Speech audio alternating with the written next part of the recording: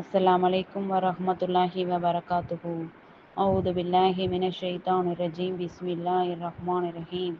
அன்பிற்குரிய எல்லாம் வல்ல ஏக இறைவனின் நல்லடியார்களே, பின்பற்ற தகுந்த மார்க்கம் இஸ்லாம் மட்டுமே என்றும் நமது தூதர் நபி ஸல்லல்லாஹு அலைஹி வஸல்லம் அவர்களே என்றும் உறுதி கூறியவளாக எனது உரையை நான் ஆரம்பம் செய்கிறேன். நான் உங்களிடம் பேச எடுத்துக்கொண்ட தலைப்பு மறுமைக்காக வாழ்வோம்.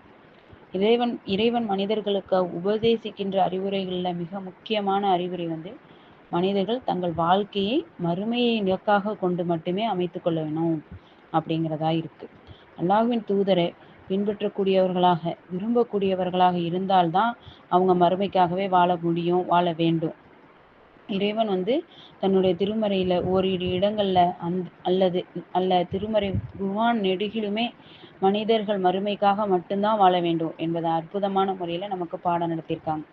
மனிதர்கள் மறுமைக்காகவே மட்டுமே வாழ வேண்டும் என்பதை பற்றி இறைவன் வலியுறுத்துகின்ற இறைவனோட போதனைகள், அறிவுரைகள் ஏராளமா இருந்தாலும் ஒரு சில அறிவுரைகளை நம்மளுடைய உள்ளங்களை தட்டி எழுப்புவையா இருக்கு. அவற்றை இந்த உரையில நம்ம பார்ப்போம்.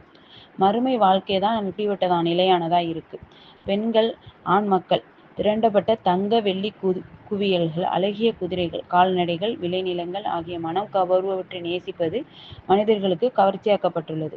இது எல்லாத்தையுமே நம்ம நேசிக்கிறது நமக்கு கவர்ச்சியாக்கப்பட்டிருக்கு. இவை இந்த உலக வாழ்க்கையோட வசதிகள் மட்டும்தான். அல்லாஹுவிட அழகிய புகலிடம் இருக்கு. இதை விட சிறந்ததை நான் உங்களுக்கு சொல்லட்டுமா என்று கேட்கிறார். இறைவனை அஞ்சுவோருக்கு நம்ம இறைவனிடம் சொர்க்க சோலைகள் இருக்கு. அவற்றுல கீழ் பகுதியில ஆறுகள் ஓடும். அதுல நிரந்தரமா இருப்பாங்க. தூய்மையான துணைகளும் அல்லாஹுவின் திருப்தியும் இருக்கு. அல்லாஹுவின் அடியார்களே அல்லாஹ் அடியார்களை பார்ப்பவனா இருக்கான். அல் குர்ஆன்ல 3வது அத்தியாயம் 14-15வது வசனத்துல இடம்பெற்றிருக்கு. இந்த உலக வாழ்க்கை ஏமாற்றும் வசதிகளை தவிர வேறு எதுவுமே கிடையாது. 3வது அத்தியாயம் 185வது வசனத்துல இடம்பெற்றிருக்கு. இறைவனை மறுப்போர் ஊர்கள் தோறும் சொகுசாக திரிவது உண்மை ஏமாற்றி விடலாம். இறைவனை மறுப்போரெல்லாம் எங்க பார்த்தாலும் சொகுசா இருக்கிறத பார்த்து நம்ம ஏமாந்துடக்கூடாது. இது அற்பமான வசதிகள் தான். பின்னர் அவங்களோட தங்கும் இடம் நரகமா இருக்கும். தங்கும் இடமே மிக கெட்டதா அதுதான். அல் குர்ஆன்ல 3வது அத்தியாயம் 196-197வது வசனத்துல இடம்பெற்று. இந்த உலகத்துல வசதி குறைவுதான். ஆனா இறைவனை அஞ்சுவோருக்கு மறுமையை தான் சிறந்ததா இருக்கு. அல் குர்ஆன் 4வது அத்தியாயம் 77வது வசனம். மறுமையோட இவ்வுலக வாழ்வில திருப்தி அடைகிறீர்களா? மறுமைக்கு முன்னால இந்த உலக வசதிங்கிறது அற்பமானது. மறுமையுடன் ஒப்பிடும்போது இந்த உலக வாழ்க்கை அற்ப சுகத்தை தவிர வேற எதுவுமே கிடையாது. உலக வாழ்க்கை அற்ப சுகமே தான். மறுமையோட நிலையானது, மறுமைதான் நிலையான உலகம். அல் குர்ஆன் 40வது அத்தியாயம் 39வது வசனம். நீங்கள் இந்த உலக வாழ்க்கையை தேர்வு செய்கிறீர்கள். மறுமையே தான் நமக்கு சிறந்ததாகவும் நிலையானதாகவும் இருக்கு. நம்ம இந்த உலக வாழ்க்கையை தேர்வு செய்கிறோம். ஆனா நமக்கு எது சிறந்தது? மறுமை தான் நமக்கு சிறந்ததாகவும் நிலையானதாகவும் இருக்கு. 87வது அத்தியாயம் 16-17வது வசனம். இது போல ஏராளமான வசனங்கள் திருமறை குர்ஆன் நெடுகிலும் மனிதர்களுக்குரிய அறிவுரைகளாக இறைவன் கூறுறான். நம்முடைய வாழ்க்கையை மறுமையின் பக்கம் திருப்பதற்கு இதுவே தான் போதுமானதா வசனம். இதுவே நமக்கு போதுமான வசனங்களா நம்ம எடுத்துக்கணும். இது மாத்திரம் இல்லாம மறுமையை நேசித்த, மறுமைக்காகவே வாழ்ந்த ஏராளமான சஹாபாக்களை, நபி தோழர்களை பற்றின வரலாறுகளும் இடம்பெற்றிருக்கு. மறுமைக்காகவே வாழ்ந்த தோழர்கள், சஹாபாக்களை பத்தி நம்ம பார்ப்போம். அல்லாஹோட தூதர் நபி ஸல்லல்லாஹு அலைஹி வஸல்லம் அவங்களோட காலத்துல பல போர்கள் நடைபெற்றிருக்கு. அதுல மிக வித்தியாசமான ஒரு போர் தான் முஅத்தா என்ற போர். இந்த போர்ல அல்லாஹோட தூதர் கலந்து கொள்ளல. அல்லாஹோட தூதர் நபி ஸல்லல்லாஹு அலைஹி வஸல்லம் அவங்க கலந்துக்கல. ஆனா போர்ல மக்களை தலைமையேற்று அழைத்து செல்லக்கூடிய படையினுடைய தலைவர்களையும் நியமித்து போருக்கு அனுப்பியிருக்காங்க. போர் நடைபெறுவதற்கு ஒரு நாளைக்கு முன்னதாகவே இந்த படைத்தளபதிகளை நியமிச்சிருக்காங்க. ஒரு நாளைக்கு முன்னதா நடைபெற்ற இந்த ஆலோசனை கூட்டத்துல அல்லாஹோட தூதர் ஸல்லல்லாஹு அலைஹி வஸல்லம் அவங்க சொன்ன வார்த்தை கூடியிருந்த அத்தனை தோழர்களையுமே மிகுந்த கவலையிலும் வருத்தத்திலும் ஆழ்த்திருக்கு அப்படின்னு சொல்லலாம். அந்த அளவிற்கு கவலைப்படக்கூடிய ஒரு நிகழ்ச்சி தான் அந்த இடத்துல நடைபெற்றிருக்கு. அது என்ன நிகழ்ச்சி அப்படின்னா, அப்துல்லாஹ் இப்னு உமர் ரலியல்லாஹு அவங்க அறிவிக்கிறாங்க, இறை தூதர் நபி ஸல்லல்லாஹு அலைஹி வஸல்லம் அவங்க மூத்தா போரின் போது ஷைத் இப்னு ஹாரிஸா ரலி அவர்களை படைத்தளபதியா நியமிச்சிருக்காங்க. அப்போ வந்து இறை தூதர் நபி ஸல்லல்லாஹு அலைஹி வஸல்லம் அவங்க ஷஹீத் கொல்லப்பட்டால் ஜஹபர் தலையேற்கட்டும், ஜஹபர் கொல்லப்பட்டால் அப்துல்லாஹ் இப்னு ரவாஹா தலைமையேற்கட்டும் அப்படின்னு சொல்லியிருக்காங்க. புகாரி 4261 இது இடம்பெற்றிருக்கு. அல்லாஹோட தூதர் ஸல்லல்லாஹு அலைஹி வஸல்லம் அவங்க எந்த போர்லையுமே பயன்படுத்தாத ஒரு வார்த்தையா தான் கொல்லப்பட்டு விட்டால் அப்படிங்கிற வார்த்தையை வந்து பயன்படுத்தியிருக்காங்க. இது மூலம் பெயர் சொல்லி அறிவிக்கப்பட்ட அந்த தோழர்கள்லாம் போர் முடிந்து திரும்புவதற்கு வாய்ப்பில்ல அப்படிங்கிறத விளங்க முடியுது. ஆனாலும் நான் மறுமைக்காக வாழ்றேன், மறுமையை தான் காதலிக்கிறேன் என்பதை அவங்க வந்து இந்த போர்ல மிக தைரியமா நிரூபித்து காட்டியிருக்காங்க. அனஸ் இப்னு மாலிக் ரலி அவங்க அறிவிக்கிறாங்க, மூஅத்தா போரின் போது போரின் நிகழ்ச்சிகளை வந்து மதினாவில் இருந்தபடியே நேர்முக வர்ணனையா விவரித்திருக்காங்க. இறை தூதர் நபி ஸல்லல்லாஹு அலைஹி வஸல்லம் அவங்க உரை நிகழ்த்தினாங்க. உரையில இப்போது இஸ்லாமிய சேனையின் கொடியை ஷஹீத் இப்னு ஹாரிஸா எடுத்திருக்காங்க. அவர் வந்து கொல்லப்பட்டுட்டார். பிறகு அதை ஜஹபர் இப்னு அபுதாலிப் எடுத்திருக்காங்க. அவரும் கொல்லப்பட்டு விட்டிருக்காங்க. பிறகு அப்துல்லாஹ் இப்னு ரவாஹா எடுத்திருக்காங்க. இப்போது அவரும் கொல்லப்பட்டு விட்டார். பிறகு ஹாலித் இப்னு வலீத் தம்முடைய உத்தரவு இன்றியே கொடியை எடுக்கிறாங்க. அல்லாஹ் வந்து அவருக்கே வெற்றி வாய்ப்பை அளித்திருக்கான் என்று கூறிட்டு இப்போது அவங்கள இப்போது அவர்கள் வந்து நம்மிடம் இருப்பது எனக்கு மகிழ்ச்சி அளிக்காது என்றோ, இப்போ வந்து அவர்கள் நம்மிடம் இருப்பது அவர்களுக்கும் மகிழ்ச்சி அளிக்காது என்றோ சொன்னார்கள்.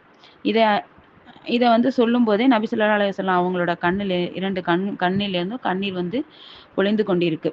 புகாரி 3063 இடம்பெற்றிருக்கு.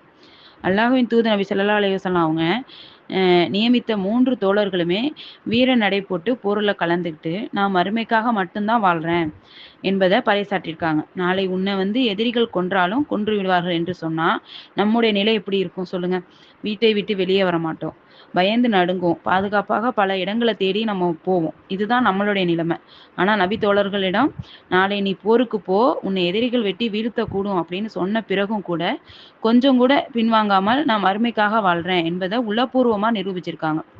எனக்கு உயிரோ குடும்பமோ பொருளாதாரமோ மனைவியோ பிள்ளைங்களோ பெற்றோரோ இவர்கள் எல்லாம் என்னுடைய மறுமையை விட பெரிதாக நான் நேசிக்கல அப்படின்னு கூறி தங்களது மறுமை பற்றி வந்து பறைசாட்டியிருக்காங்க.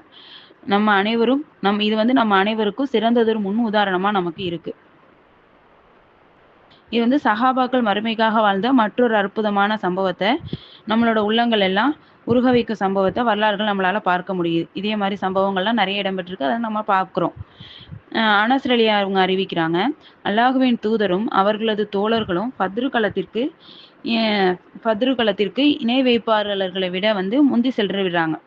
இணை வைப்பாளர்களும் வந்துடுறாங்க. அல்லாஹ்வோட தூதர் நபி ஸல்லல்லாஹு அலைஹி வஸல்லம் அவங்க நான் அங்கு வருவதற்கு முன்பாகவே உங்களை எவரும் எந்த காரியத்திலும் இறங்கிவிட வேண்டாம் அப்படின்னு உத்தரவிடுறாங்க. இணை வைப்பவர்கள்லாம் வந்து போர் புரிய நெருங்கியதும் அல்லாஹ்வின் தூதர் நபி ஸல்லல்லாஹு அலைஹி வஸல்லம் அவங்க வந்து சுவனத்தின் பக்கம் செல்லுங்க, அதனுடைய விலாசம் வானங்கள் பூமியை ஒத்ததாகும் அப்படின்னு சொல்றாங்க.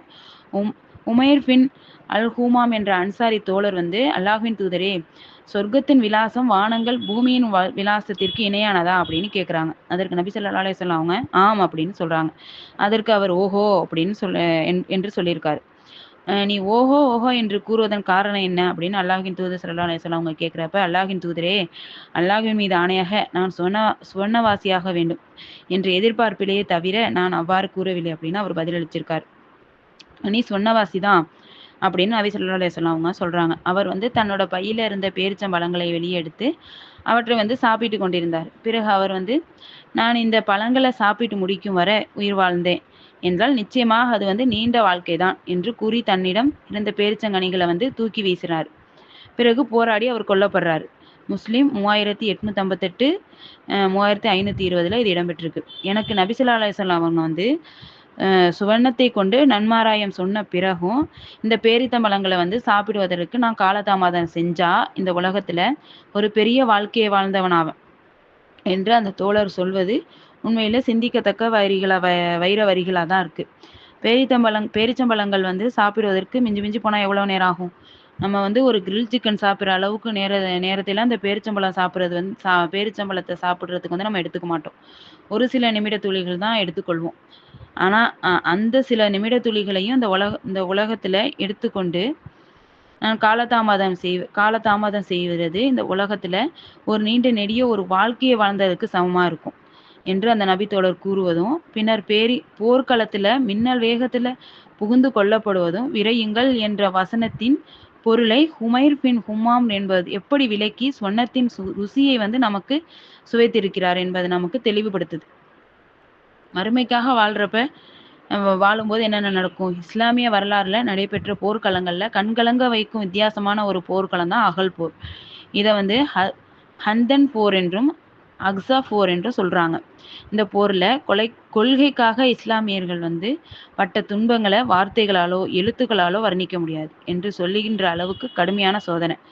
இந்த போர்ல ஈடுபட்ட அனைத்து தியாகங்களுக்கும் காரணம் மறுமைக்காக வாழ்ந்த ஒரே காரணத்தினால்தான் என்று சொன்னால் அது மிகையாக இருக்காது. அந்த அளவிற்கு கடுமையான தியாகங்கள். அனஸ் அலி அவங்க கூறுறாங்க, அகல் தோண்டி கொண்டிருக்கும் அவங்களுக்கு என்னுடைய ஒரு கையளவு கோதுமையை கொண்டு வரப்பட்டு கெட்டுப்போன கொழுப்புடன் சேர்த்து சமைக்கப்பட்டு அந்த மக்களுக்கு முன் வைக்கப்படும். அனஸ் அலி அவங்க என்ன கூறியிருக்காங்கன்னா, அகல் தோண்டி கொண்டிருக்க அந்த சமயத்துல அவங்களுக்காக ஒரு ஒரு ஒரு கையளவு கோதுமையும் அதோட கெட்டுப்போன கொழுப்புகளையும் சேர்த்து சமைச்சு அந்த மக்களுக்காக முன்னாடி வைக்கிறாங்களாம். அப்போ அவங்க எல்லாரும் பசியோட இருப்பாங்க. அந்த கெட்டுப்போன கொழுப்பு எப்படி இருக்குமா, அந்த நாற்றம் அடித்தபடி தொண்டையிலே சிக்கிக்கொள்ளும். புகாரி 4100. மறுமைக்காகவே வாழ்ந்த காரணத்தினால அந்த சமைக்கப்பட்ட கெட்டுப்போன கடுமையான நாற்றம் அடிக்கக்கூடிய அந்த தொண்டையில சிக்கி கொண்ட அந்த ஒரு உணவை உண்டிருக்காங்க. கெட்டுப்போன உணவு நம்ம வீட்டுல இருந்தா நம்ம சாப்பிடுவோமா? நம்ம அந்த பக்கமே போக மாட்டோம்.